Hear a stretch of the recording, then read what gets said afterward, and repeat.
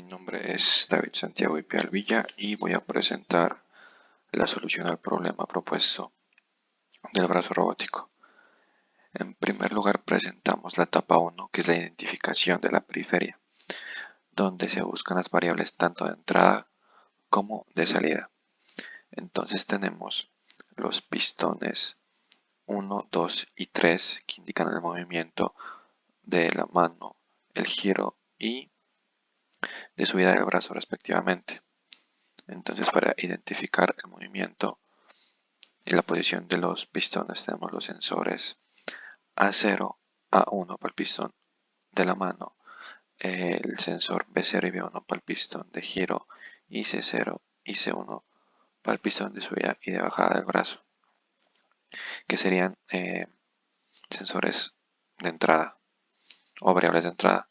Ahora tenemos también el start y el stop, y para las variables de salida tenemos las bobinas que van a ser las que van a causar el movimiento de la mano, giro o subida del brazo robótico. Entonces, para la mano tenemos la bobina Y0 y Y1, para el giro tenemos Y0 y la bobina Y4, y para la subida la bobina Y5 y Y6. Ahora, en la etapa 2 definimos los estados. Para el estado 1, el start todavía no está presionado y por lo tanto todas las salidas están en cero.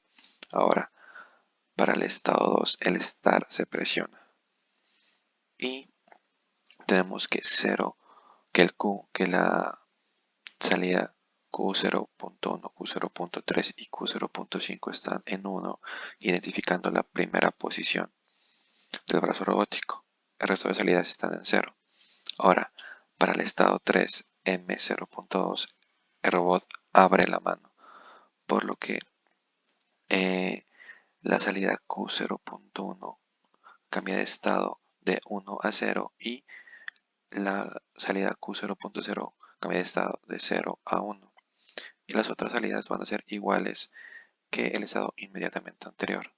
Enseguida, el robot hace un movimiento de giro, que sería el estado 4, M0.3, en donde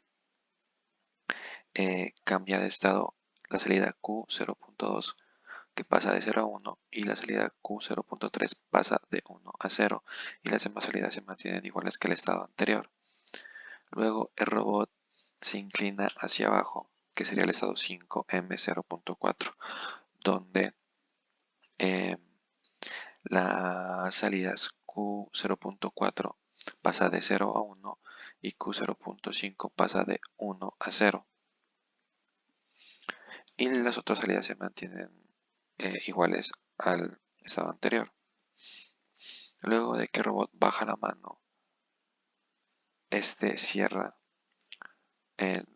la mano, y tenemos que se cambia las salidas del pistón 1, el movimiento de la mano, se pasa de un Q0.0 de 1 a 0, y el Q0.1 pasa de 0 a 1. El resto de salidas se mantienen igual que el anterior estado. Y finalmente tenemos el estado 7, M0.6, donde se eleva el brazo, por lo que las salidas Q0.4 pasa de 1 a 0 y Q0.5 pasa de 0 a 1. Ahora pasamos a la etapa 3 y identificamos las transiciones. En total serían 8 transiciones. Y en la transición 1 tenemos que el start tiene la señal elevada de 1. Para la transición 2 tenemos que los sensores A0, B0 y C1 están en 1, donde se identifica la posición inicial del robot. Enseguida tenemos la transición 3, donde se abre la mano, lo que indica que el pistón de la mano se expande, por lo que el sensor A0.0 tendría una señal de 0 y el A1 tenía una señal de 1. Y los otros sensores no indicarían ningún tipo de señal, por lo que pues se mantendrían igual que la transición 2. Ahora para la transición 4, que identifica lo que es el giro, tendremos que cambiar, tenemos que el sensor B0 pasa a 0 y el B1 pasa a 1. Ahora para la transición 5, donde se baja, el brazo, se cambia únicamente el estado del sensor 0, del sensor C0, que pasa de 1 a 0, y el sensor C1 pasa de 0 a 1. Ahora para la transición 4, donde el robot cierra la mano, tenemos que solamente se cambia el estado del sensor A0, que pasa de 0 a 1, y el sensor A1 pasa de 1 a 0. Y para la transición 7 tenemos que se eleva el brazo, por lo que C1 pasa de 1 a 0 y C0 pasa de 0 a 1.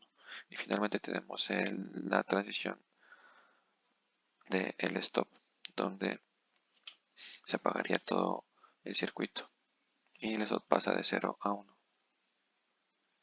Enseguida podemos ver el diagrama de Petri, donde podemos identificar tanto los estados como las transiciones anteriormente dichas, y se pueden ver las 8 transiciones y los 7 estados descritos anteriormente.